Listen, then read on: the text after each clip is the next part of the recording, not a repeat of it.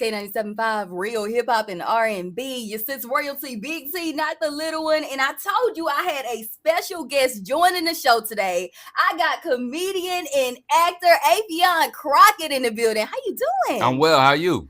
I am doing good to see you fine. again. It is good to see you. We took a flick last time. We sure did. Yes, it did. I'm glad you ain't acting funny, because people, they see you and then they see you again. They act like they never met you. So right. I mean, it happens though, because you gotta consider. If I ain't been here in a year, right, and I've met 2,000 people in between meeting you, it's not a slight to you. Yeah. It's just, I may not remember until you say, hey, remember we met so-and-so and so-and-so. And as soon as I walked in, what did I say? Didn't we meet before? Yeah, we met before. Come on now. Okay. Look, come on now. I appreciate it. Yeah. Okay, just got one of them faces. But it's funny because I just saw you on my timeline doing. You saw me on your timeline? What was I doing? Tell the people. You was doing the Chris Brown in the Pens dance. Yeah. I gotta ask because I still haven't learned it, and I used to dance. How long did it take you to learn that dance? Like 3 minutes. Really? Yeah, I'm a dancer too, so it's like They did the choreography. It's just grooves, and if you notice, it's like they took a lot of TLC grooves from back in the. But you too young. The TLC grooves was a real thing in the '90s, and in their videos, little little moves, little stuff like that. So once I saw what they was doing, I said, "Oh, okay, it's a couple steps." Threw them together, and it did pretty well. It did pretty well. It did very well. I said, look at Affion. Yeah, we got Chris Brown at home is what is what the video was, When your girl Uncle Chris. When your girl asked for them Breezy Bowl tickets. Yeah, girl, we got Chris at home. We got Chris Brown. For $2.50. You would sit you make her pay for it? Sit your little breezy butt in that couch. And watch me do what I do. That is crazy work. But listen, I'll give you a breezy bowl of cereal. You know what? I ain't even gonna play with you today. That's how black men do their women. Girl, we ain't got time for all that. They ain't paying me that much down here at this auto body shop. And you know what's even funnier about that? You take your girl to the Breezy Bowl and he bringing women on stage. That's what I'm saying. I love Chris. That's my little brother. But let me tell you something. No. It's a no. And here's the thing. If she even think that she about to go up on that stage, she better find an Uber home and to a different home because she ain't coming home to the same home that I'm in. And my husband said that. I asked him. I said, I had to throw it out there. I just had to check the vibe. You was checking the temperature. I had to check the temperature. You wanted to be on stage with Chris Brown. It's Chris Brown. And you married. I don't care. All right. But I mean, I'm gonna be on stage with Janet Jackson. You know what I mean? If it happens. See, that's what I'm talking about. Because y'all double standard. Y'all got one too. Y'all all got one woman. If it happens, you're gonna go on stage. It might be two women. I don't know. It might be two women that we look at. You know what? I'm gonna be on stage with her. If she asks. If she asks. Exactly. You look at your girl like, but she asked me though. That's Janet Jackson. I'm supposed to say no. Right. I'm not gonna say no. But look, it is great to have you because after all these years, you are still having fun with it, and now you are back. You are basically home. Now I know it's Raleigh, but Fayetteville is what? North Carolina's home. You know what I'm saying? Yeah. I've grown up around most of these parts, but yeah, I got family in Statesville, family of obviously Fayetteville. I'm from there, but I'm home. Okay, you got to do it. All right. 2-6. You know the vibes. Really, for Fayetteville. Is the vibe different when you come out here and you do shows? Like, is the energy and the love different? It's dope. Like, cause it's a mix between people that are like genuine fans and they've seen the work, and then it's people that I grew up with, and then we get to have that little reunion after the show. People I haven't seen in like 20, 30 years type vibes. So crazy. It's a mixed bag of emotions.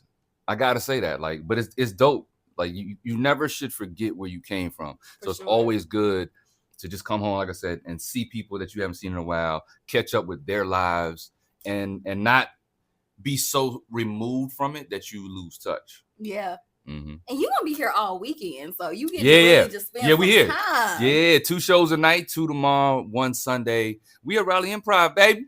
In Cary though. Look, you got to tell people it's Raleigh Improv in Cary. In Cary. It don't make sense. Somebody make it make sense. We're going to make it make sense though. It's funny. I saw a tweet too, and I screenshot this tweet because I didn't want you to try to call my bluff and say, that girl on the radio was just making stuff up. Right. But like, I saw a tweet that said, I saw Affion Crockett at the Improv, and I laughed so hard that when I went home, I had to take Tylenol because my cheeks was hurting. Hey, I love them kind of tweets. I want to know, what the hell do you be talking about? They got people feeling like they got to take painkillers afterwards. Let me say this. I have a freestyle ability. And if you look, you just scroll my page and you see some of the little clips of me just freestyling on stage. It's different. It's different. Like there's a lot of people that can do the crowd work thing and they're great at it. Right. But there's another level that I go to because I'm so physical and I'm a dancer. Like I put my whole body into the crowd work and the conversation. And, people just be slapping tables laughing. So it's when you get that roar out of an audience, that's what it is. But it could be anything. I could be talking about somebody's jacket. I could be talking about relationships. It's whatever it is. Whatever's on the table, I'm going to pull it off. I seen you clowning somebody's crochet bonnet. Yeah. Yeah, she sat up front in a crochet bonnet and thought I wasn't going to see it. I was like, come on now. Who crocheted that? Yeah. Which one of your aunties took the little metal rods that was sitting there making you, baby, don't leave the house. It's cold out there now. Got to cover your head. I got to cover your head. And she came out just knowing that fit was gonna eat too. She thought she was 4 + 4 on that, right? Okay. She did not. She did not eat. But now she was great. She was great, a great sport. And she allowed me to just go ham. That does make me wonder though, is there ever anything that's off limits? Because like, especially now with comedy, I feel like y'all got a lot of content. You got Diddy, Shannon Sharp, the president, it's a lot. So is there anything that's like off limits? I don't joke about like if somebody lost a loved one. Mm-hmm. You know what I mean? Because sometimes they'll come to the show because they want to escape that pain. Right. And it could be something that just happened. Mm-hmm. So I'm sensitive to stuff like that. But ultimately, they want to laugh. So if you find a way to make it funny and make them laugh about it, great. But if it's something like when I'm just like disrespecting the person that they lost or just being disrespectful, period, it's not. It goes beyond funny then. So I just try to make sure everything that I do, even though I might be going hard at you, I'm gonna still make you feel like family at the end. Because at the end of the day, when people critique me and they comment on certain things, they don't hold back. This is facts. Right? You know how the internet is. Yeah. They'll be like, man, I don't like your shoes. Them shoes is busted. Or your elbows look like, how you gonna go at my elbows? They ask you. I can't wear no short sleeve shirt. But, people have their own brash opinions. So you got to expect that comedians, we not going to hold back either. So this little sensitive generation of comedy, I don't understand it. And it's not for me. I'm going to do what I'm going to do. And you gonna feel it. Yeah. That's just what it is. If we taking gloves off, take them off. Everybody take them off. It's fair fight. You know what I'm saying? Fair fight. And it's funny you went into that because I was actually going to ask you about that. Like, how did you feel about the direction that comedy is taking? Because with social media, people are super sensitive. You can say the littlest thing, but does that hold you back at all? Not at all. Because social media is unhinged. Mm-hmm. You see some of the videos and the clips that are posted on social media. So why would I not go as hard as the level of videos that y'all are posting? Y'all are posting wild videos, whether it's a street fight after the club or whatever, like a car chase. Y'all are posting wild stuff. So why would my comedy be any less than the energy and the levels of these videos? So if y'all not sensitive about posting, you shouldn't be sensitive about what we are saying as comedians. So I really don't pay attention to it. Here's the ingredient that we're missing. We forgot how to have fun. Mm-hmm. So as long as I'm having fun and you're having fun, sure, I may say some things that might ruffle the person next to you feathers, but you know what? I can't please everybody. So I don't try to please everybody. Yeah. I just do what I do and I just have fun with it. And if we're going to have fun, let's have fun. And at the end of the day, it's a comedy show. That's what I'm saying. It's a comedy show. Don't come to the comedy show and expect me to be a political leader. Yeah. That's not who I am. You didn't vote me in. You bought a ticket and you came to get some drinks and some food. Yeah, and laugh. So it's not my responsibility. I just be having fun. Yeah. Now, shifting gears a little bit, because you've been funny your whole life, and through the movies and the shows, one of the biggest milestones right now is that Wildin' Out is celebrating 20 20 years. of them, 20 years, 20 years is crazy. I have seen probably every episode of Wildin' Out, and I'm not exaggerating. Yo. So, what would you say? How did that show shape your career? It made the difference. Like literally, I went from being, hey man, that's the dude that was on that thing, to, oh, that's Affion Crockett. You know what I mean? Because Nick gave us that platform to have our names on the back of our jerseys, the back of our hoodies, the back of our shirts. Similar to how basketball and the NBA is, right? Basketball players, football players. When you have your name broadcasted to millions of people, it changes how people see you.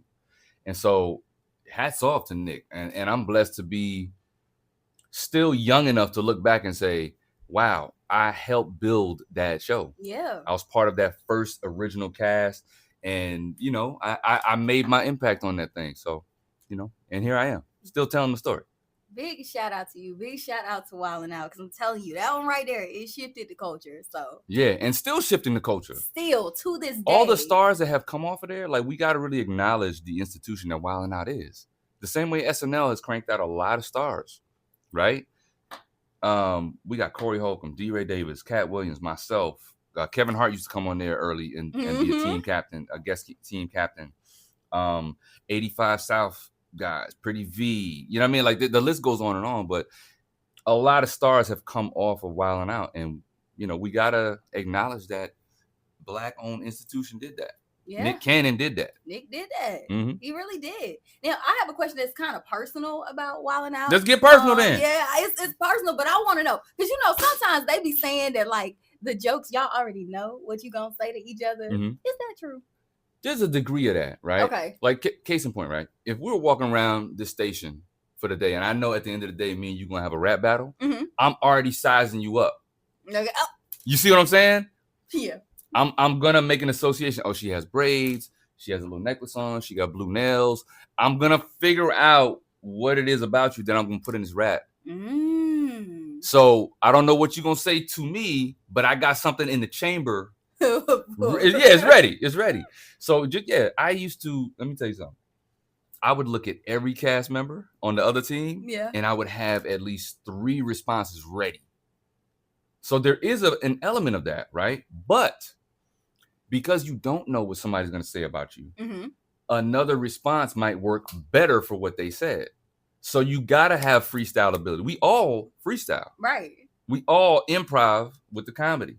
And that's how it's built. So there's a large part of it, still 90% that's still improv, right? But like I said, that 10% is, as you're on set all day, you just kind of have things that you want to prepare, and you should, Okay.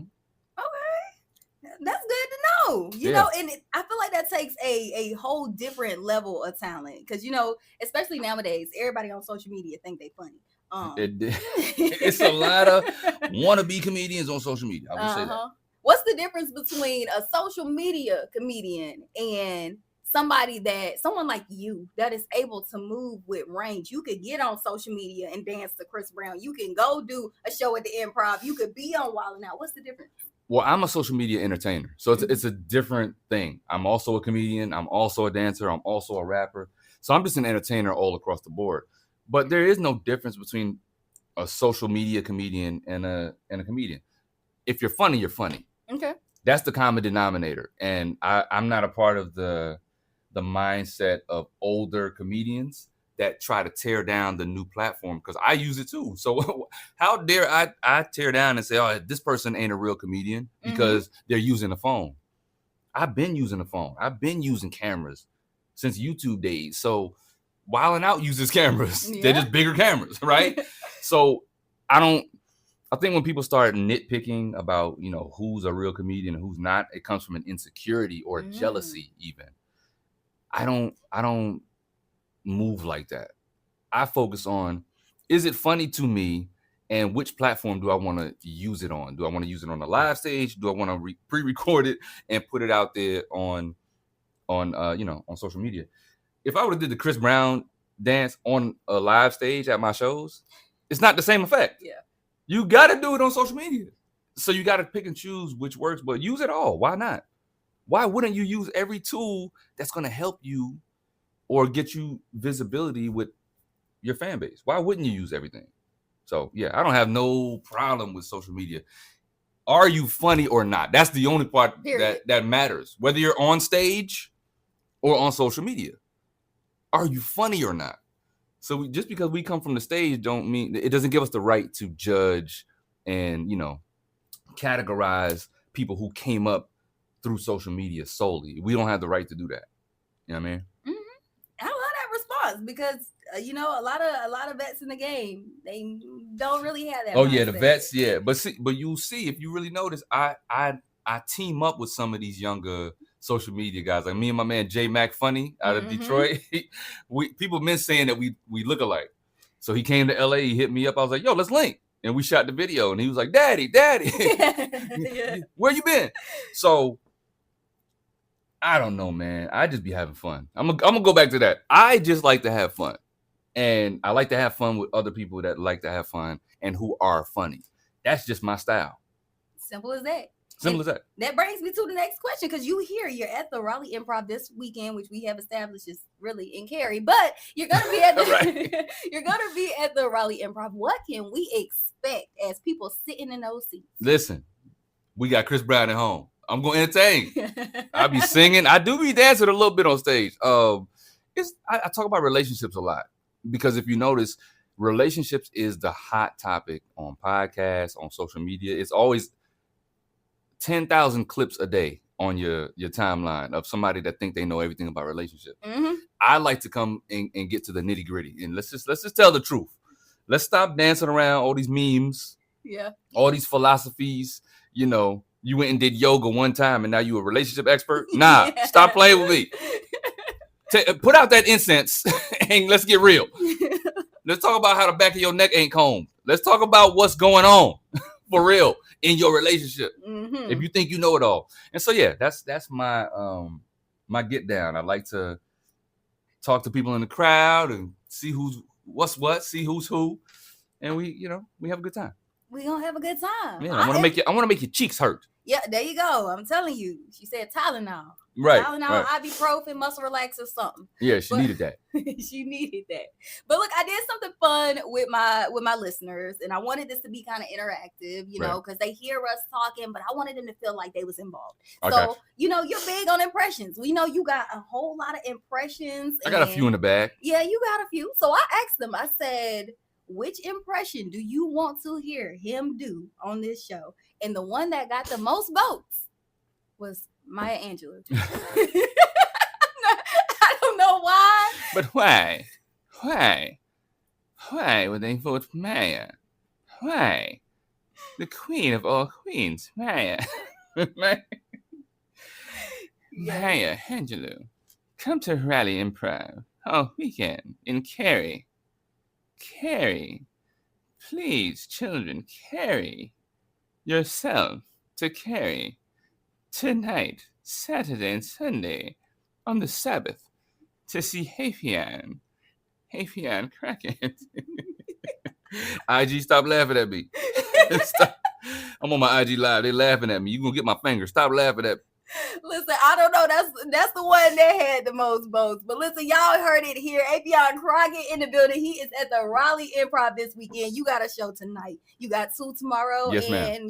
And 1 Sunday. And 1 on Sunday. Look, make sure you grab those tickets right now on improv.com/Raleigh. Do not miss it. You're going to hear about it later. I'm trying to tell you. Come on now.